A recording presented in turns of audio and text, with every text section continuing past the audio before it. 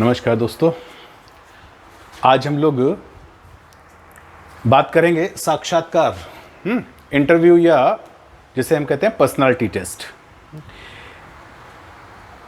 ये लगभग सभी परीक्षाओं के लिए एक बहुत आवश्यक घटक होता है और सबसे महत्वपूर्ण ये कि अगर हम यूपी पीएससी या यूपीएससी या जितने भी और दूसरे भी पीएससी एग्ज़ाम्स हैं, है ना, उनमें तो ये बिल्कुल ही मूलभूत होता है।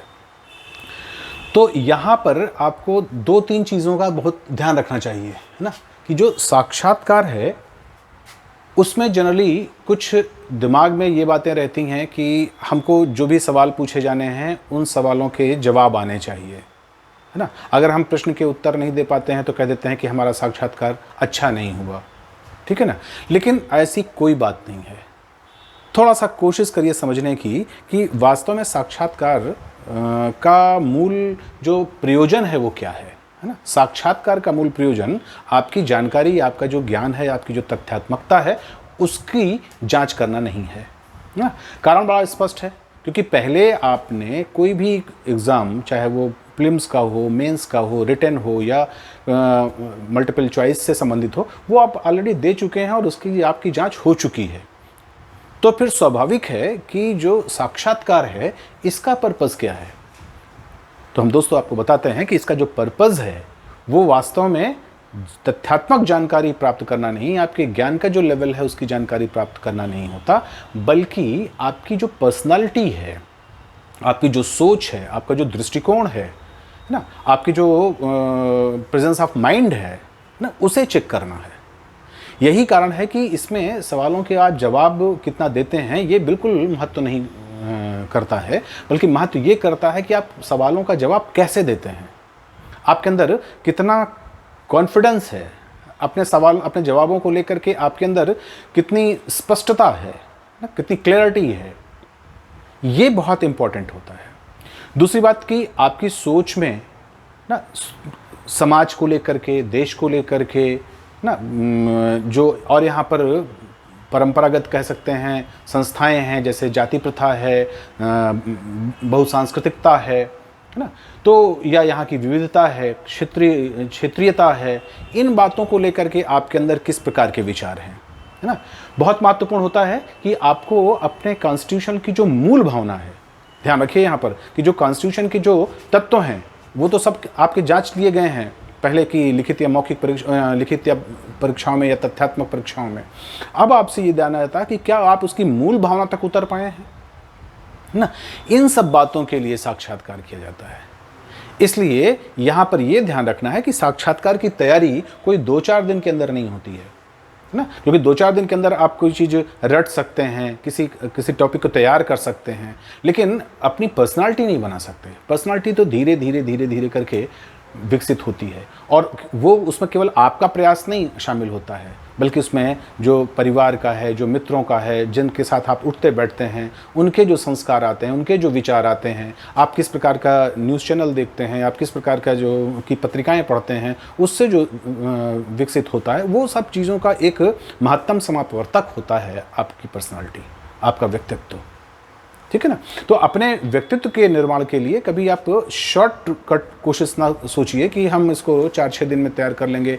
जैसे बहुत से शिविर लगने लगते हैं कि इंटरव्यू या साक्षात्कार के शिविर लगा दिए गए, तो वहाँ पर ये सब चीज़ें नहीं संभव हैं।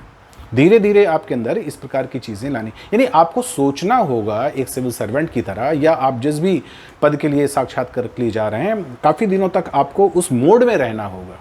जब आप उस तरह के मोड में रहते हैं तो धीरे धीरे आपके अंदर वो पर्सनालिटी अपने आप डेवलप हो जाती है, ठीक है। अब जो बोर्ड होता है वो ये देखता है कि जो आपकी पर्सनालिटी डेवलप हुई है वो क्या उस पद के अनुरूप है, उस प्रकार की सेवाओं के अनुरूप है या नहीं। इसलिए कई बार ऐसा होता है कि आपने मान लेते हैं आपसे पूरे इंटरव्यू के दौरान, पूरे साक्षात्कार के दौरान आपसे 10 सवाल पूछे गए, आपने 10 के जवाब दिए, आप बहुत प्रसन्न हैं क्योंकि हमारा इंटरव्यू बहुत अच्छा है, लेकिन बाद में पता चला कि नंबर आपको कम मिले।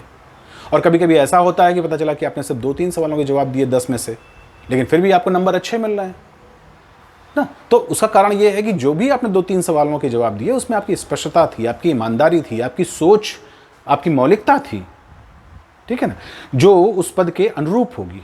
हम ये भी नहीं कह रहे हैं कि आपकी जो सोच है वो गलत है या सही है, बस हम ये देख रहे हैं, देखना बताना चाहते हैं आपको कि उसमें सिर्फ ये देखने की कोशिश की जाती है कि जो भी आपकी सोच या आपके जो विचार हैं, आपका जो दृष्टिकोण है, आपका जो स्टैंड है किसी मुद्दे को लेकर के, वो उस प्रकार की सेवा के अनुरूप है या नहीं, है ना। गलत और सही कुछ नहीं है यहाँ पे, है ना। हो सकता है कि आपका जो अप्रोच हो वो एक पत्रकार के नाते सही हो, वो एक एकेडमिशियन के नाते सही हो, उनकी सेवाओं के अनुरूप नहीं है, बस, है ना। इसी बात को लेकर के वो आपको साक्षात्कार में कम या ज़्यादा नंबर देते हैं, या जैसा भी आपका एवरेज पर्सनालिटी तो एवरेज नंबर देते हैं।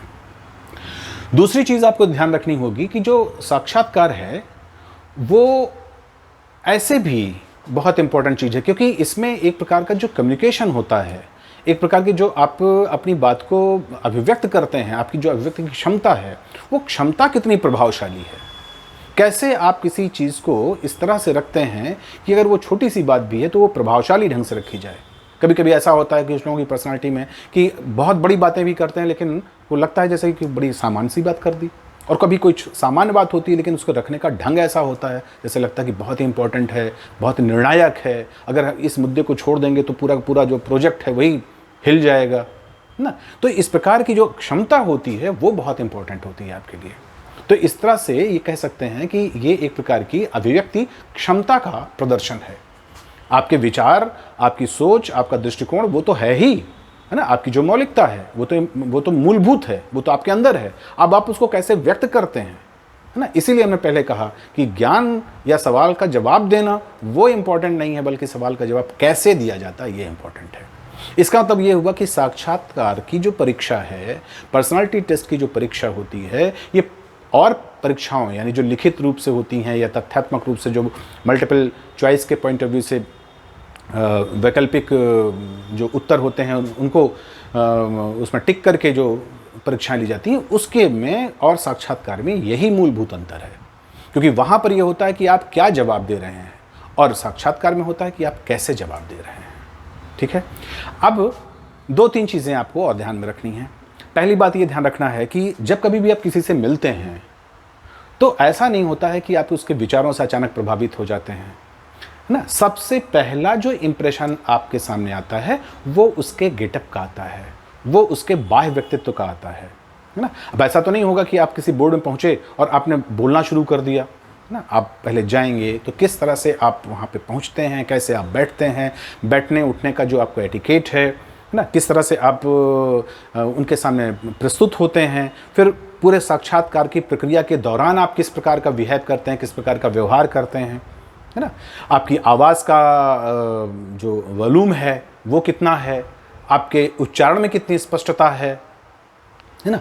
आपके सोचने और बोलने के बीच में किस प्रकार का तारतम्य है ना।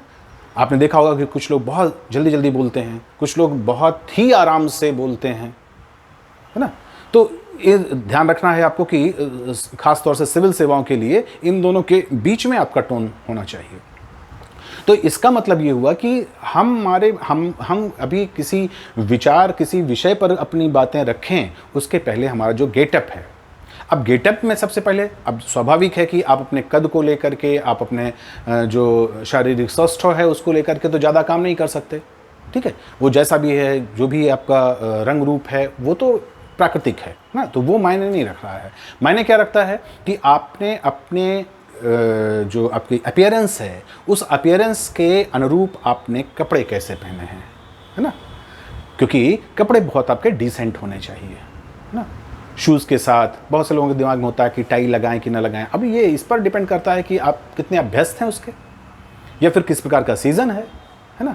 कुछ लोगों के दिमाग में रहता है कि हम सिर्फ सूट में ही जाएंगे। तो अब ये चीज़ें अब सोचिए कि अगर कहीं गर्मी में इंटरव्यू हो रहा है ना, तो वहाँ पर अगर आप सूट पहन के जाएंगे तो कुछ अजीब सा नहीं लगेगा।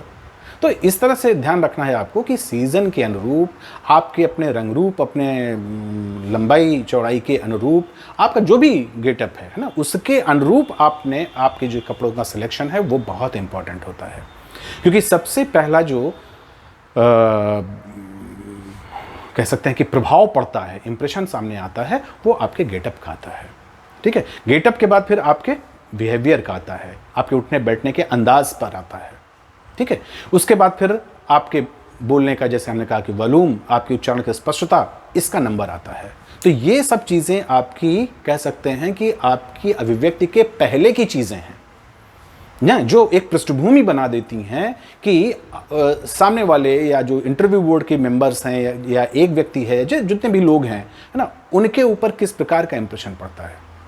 कई बार ऐसा होता है, जैसे आप प्रोडक्ट में देखते हैं, है ना, स्वाभाविक है कि अगर कोई नया प्रोडक्ट आपके सामने लाया जाता है तो सबसे पहले जो आकर्षण का विषय बन सकता है वो क्या होता है, उसकी पैकिंग, है ना। अब पता चला कि प्रोडक्ट तो अभी बाद में आप यूज़ करेंगे ना, तब आपको पता चलेगा। जब एक बार प्रोडक्ट यूज़ में हो जाए तो उसके बाद फिर पैकिंग की तरफ आपका ध्यान भी नहीं जाएगा। लेकिन अगर पहली बार कोई प्रोडक्ट आप यूज़ करने जा रहे हैं तो आप तो पहली बार किसी बोर्ड के सामने जा रहे हैं, या जो भी व्यक्ति बैठा है उसके सामने तो कम से कम पहली बार ही जा रहे हैं।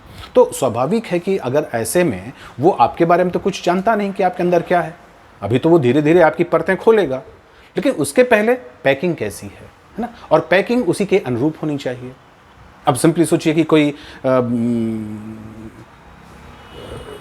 पर्यावरण अनुकूल, है ना, इको फ्रेंडली प्रोडक्ट है ना, और उसमें जो तंबाकू और सिगरेट के ऊपर बनाए जाते हैं कैप्शंस वो लगा दिए गए हैं, तो कैसा लगेगा आपको ना। आप देखते ही एक तरह से डर जाएंगे।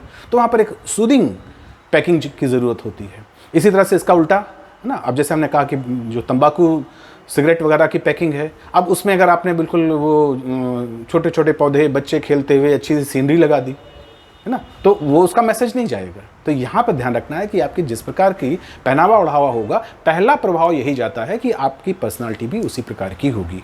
तो बहुत ही सूदिंग, सुटेबल, और सबसे इम्पॉर्टेंट चीज़ की जो उस वक्त की जलवायु या उस वक्त की जो परिस्थितियाँ हैं, उस वक्त का जो सीज़न है, उसके अनुरूप कपड़े आपके होने चाहिए और आपके पर्सनालिटी में फबने चाहिए, है ना, उभर के आनी चाहिए।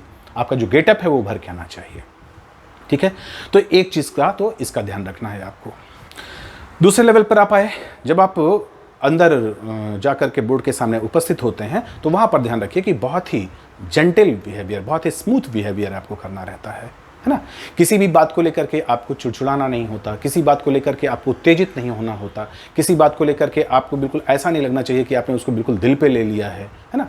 तो हमेशा अपनी जो भावुकता है उसके ऊपर पूरी तरह से कंट्रोल करके जो आपके विचार हैं उनको आप रखिए। कई बार ऐसा हो सकता है कि आपके विचार और बोर्ड के विचार नहीं मिलते हैं। जहाँ पर नहीं मिलते हैं वहाँ पर भी आप बहुत ही जेंटली अपनी आप बात कह सकते हैं कि भाई ये हमारे विचार हैं और आपके जो विचार हैं हम उससे मना नहीं करते हैं, वो भी संभव है ना, लेकिन वो उससे मैं सहमत नहीं हूँ, मेरा विचार ये है।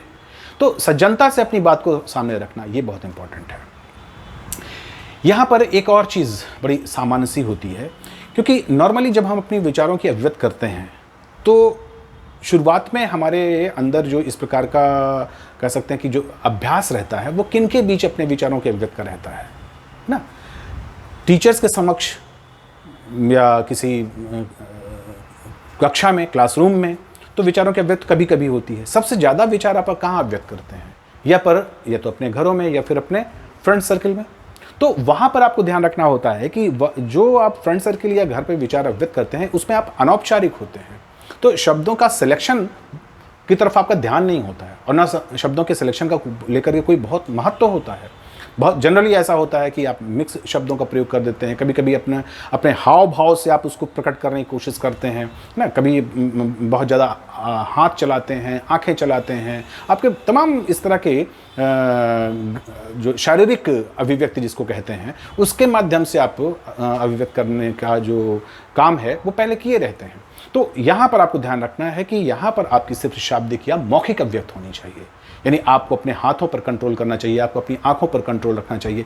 बिल्कुल किसी रैली में किसी नेताजी की तरह, है ना, हाथ चलाते हुए या फिर किसी एक्टर की तरह आंखों के माध्यम से अपने मन के विचार या भाव व्यक्त करने की आवश्यकता यहाँ पर बिल्कुल नहीं होती है ना। तो कोई नाटकीयता नहीं होनी चाहिए, है ना, और ना ही अनौपचारिकता होनी चाहिए। बहुत ही औपचारिक, बहुत ही फॉर्मल वे में आपको अपनी प्रस्तुति रखनी चाहिए। अब हम लोग बात करते हैं कि जब हम इंटरव्यू के दौरान बातचीत करना शुरू करते हैं तो वहाँ पर किन चीज़ों का ध्यान रखें। तो सबसे इम्पॉर्टेंट चीज़ ये होती है कि जो भी उन्होंने सवाल किया है उसको पूरी तरह एकाग्रचित होकर के सुनिए और ये ध्यान रखिए कि उनके सवाल के कितने भाग हैं, कितने घटक हैं, उन्होंने एक सवाल के अंदर कितने और सवाल किए हैं या सिर्फ एक ही सवाल किया है। कई बार ऐसा होता है ना कि उसको लेकर के उन्होंने पूछा ये कैसे होता है, ये क्यों हुआ है और आगे इसका क्या प्रभाव पड़ेगा। तो आपको समझ में आ रहा है कि इस सवाल के अंदर 3 घटक हैं, है ना। उसका कारण भी पूछा जा रहा है, उसके प्रोसीजर भी पूछा जा रहा है और फाइनली उसका इम्पैक्ट भी पूछा जा रहा है। तो इसका मतलब हुआ कि पहले सवाल को बहुत ही ध्यान से सुनिए और जो भी जवाब दीजिए वो उसी क्रम में दीजिए जिस क्रम में सवाल आए हैं। और अगर आपको क्रम तोड़ना है तो आप बोल के तोड़िए, आप बता दीजिए कि सर हम पहले इसके प्रभाव पर आते हैं, फिर हम प्रभाव से देखिए आपको हम कारण पे ले जाएंगे, है ना। या तो आप ये स्पष्ट कर दीजिए और अन्यथा फिर एक क्रम में ही बोलिए। दूसरी इंपॉर्टेंट चीज़ ये होती है कि जो सवाल पूछे गए हैं वहाँ पर स्वाभाविक है कि अगर आप एकाग्रचित होंगे तो एक बार में ही सवाल सुन लेंगे, है ना। कभी ऐसा हो सकता है कि कुछ अस्पष्टता है कहीं, तो आप उसके लिए पार्डन प्लीज़ या क्षमा करिएगा, क्या मैं इस सवाल को आप फिर से हमसे पूछ सकते हैं। जो कुछ भी बातें हैं वो आप स्पष्ट रूप से उनसे कहिए, लेकिन ये ध्यान रखना है आपको कि इस ब्रह्मास्त्र का प्रयोग बार बार आप नहीं कर सकते, है ना। तो कोशिश तो यही करिए कि एक बार में ही आप सवाल सुनिए, आपको पार्डन प्लीज़ या आप माफ़ कीजिएगा, दोबारा आप फिर से इसको हमसे पूछ लीजिए, इस तरह की बात का या इस प्रकार के वाक्यांश आप जितने ना ही प्रयोग करें उतना ही अच्छा रहेगा, ठीक है। तो एक बार में ही आप उनकी पूरी बात सुनिए और क्रमबद्ध ढंग से जवाब दीजिए। अब जवाब देते समय किन बातों का ध्यान रखना है? जवाब देते समय कुछ नहीं तो कम से कम आपको अपने कॉन्स्टिट्यूशन का, अपनी राज्य व्यवस्था के प्रिम्बल्स का ध्यान रखना है, ठीक है। वो तो मिनिमम है। प्रिम्बल्स में क्या कि हम कोई भी विचार ऐसे व्यक्त ना करें जैसे कि हमारे देश की सॉवरेंटी, है ना, जो सोशलिस्ट पैटर्न ऑफ सोसाइटी है, जो सेकुलरिज्म है, जो डेमोक्रेसी है, जो रिपब्लिक का जो फॉर्म है, इसमें किसी प्रकार का की बाधा आए या इसको कहीं से लगे कि इसको चुनौती मिल रही है। न ही मानव गरिमा को चुनौती मिलनी चाहिए, न राष्ट्रीय एकता अखंडता को चुनौती मिलनी चाहिए, न विचारों की अभिव्यक्ति को चुनौती मिलनी चाहिए, न समानता के नियम या बंधुत्व की भावना को चुनौती मिलना चाहिए। तो एक मोटी मोटी बातें तो आपको ध्यान में रखना ही होगा कम से कम कि इन जो भी आप बातें करें उनमें इस प्रकार के जो मूल आदर्श हैं उन आदर्शों का अनुपालन दिखाई पड़े, ठीक है।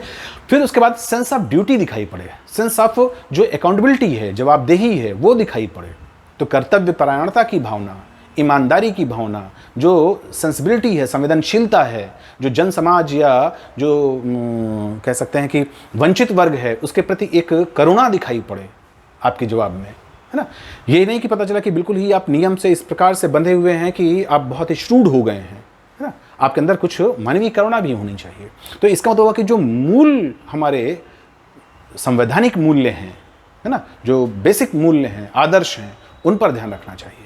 और साथ ही साथ जो हमारी परंपराएं हैं, जैसे बहुसंस्कृतवादी, है ना, हमारी गंगा जमुनी संस्कृति, हमारा जो है एक मिक्स्ड या साझी संस्कृति, है ना, जो एक कंपोजिट कल्चर है ना, जो एक आपस में बंधुवाद है, जो विश्व बंधुत्व की भावना है, इस प्रकार के जो हमारे कह सकते हैं सांस्कृतिक मूल्य हैं उन पर भी ध्यान आपका होना चाहिए। इसके अलावा आपके पास ये भी ध्यान होना चाहिए कि इन सभी के अनुपालन के साथ साथ आप जो सरकार की योजनाएं हैं, है ना, उनको आप किस तरह से उनका अनुपालन करते हैं, उनको किस ढंग से देखते हैं, ये भी बहुत इंपॉर्टेंट है ना। अब यहाँ पर ध्यान रखना है कि पॉलिसी मैटर को लेकर के बहुत ज़्यादा आपको प्रश्न चिन्ह नहीं लगाने होते हैं, क्योंकि पॉलिसी मैटर बहुत समझदार, बहुत ही पके हुए लोगों के द्वारा बनाई गई होती है। जहाँ कहीं भी अगर आपको कोई खोट निकालनी भी है, वो प्रोसीजरल जो प्रक्रियागत उसकी प्रणाली है, वहाँ पर कोई चीज़ की आप जो समीक्षा है, जो विश्लेषण है, वो भी आप प्रस्तुत कर सकते हैं, ठीक है ना। तो इसका मतलब ये हुआ कि कौन कौन से मुद्दे होते हैं जहाँ पर आपको प्रहार करना होता है, कौन कौन से मुद्दे होते हैं जिनको आपको एक्सेप्ट करना होता है, कौन कौन से मुद्दे होते हैं जहाँ पर आप अपने मतभेद सामने ला सकते हैं, लेकिन वो मतभेद बहुत ही जेंटल ढंग से आपके सामने आने चाहिए, और ना ही हो मतभेद तो ज़्यादा अच्छा है ना। सबसे बड़ी बात तो ये कि मतभेद ना हो तो ज़्यादा अच्छा है। इसके अलावा आप अपनी बातें प्रस्तुत करते समय कितने सहज रहते हैं, कितने सहज ढंग से आप उसको व्यक्त करते हैं, ठीक है। सामान्यतः जो साक्षात्कार में सवाल किए जाते हैं उनके 2 मूल तत्व होते हैं, है ना।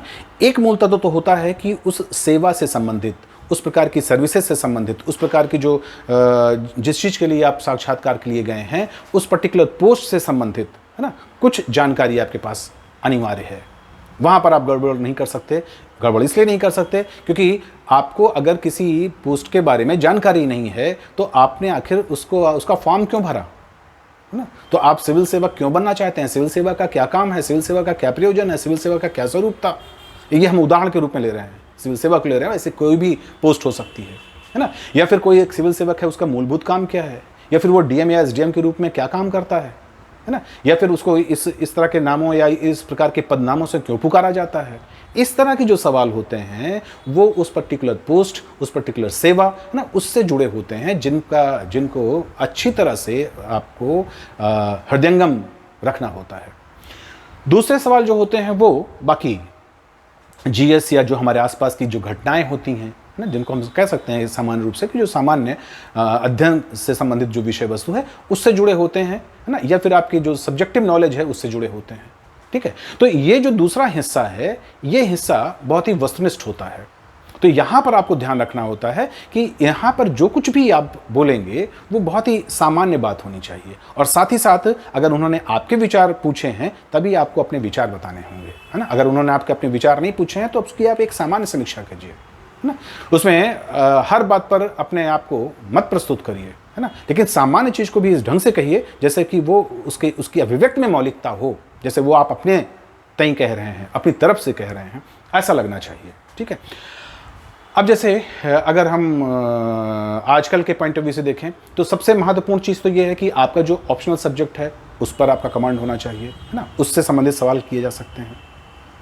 दूसरा जो इंपॉर्टेंट पार्ट होता है वो होता है कि जो करंट अफेयर से जुड़े हुए मुद्दे होते हैं नेशनल या इंटरनेशनल लेवल पर, है ना, जैसे और कुछ ऐसे मुद्दे भी होते हैं जो परंपरागत रहते हैं, जैसे भारत पाकिस्तान रिलेशन, कश्मीर की समस्या, है ना, सियाचिन की समस्या, या अक्साई चीन की समस्या, या Bharat China relation, Bharat America relation, Bharat Russia relation, है ना, भारत और सार्क कंट्रीज, भारत और नॉन अलाइनमेंट मूवमेंट, है ना, गुटनिरपेक्ष आंदोलन।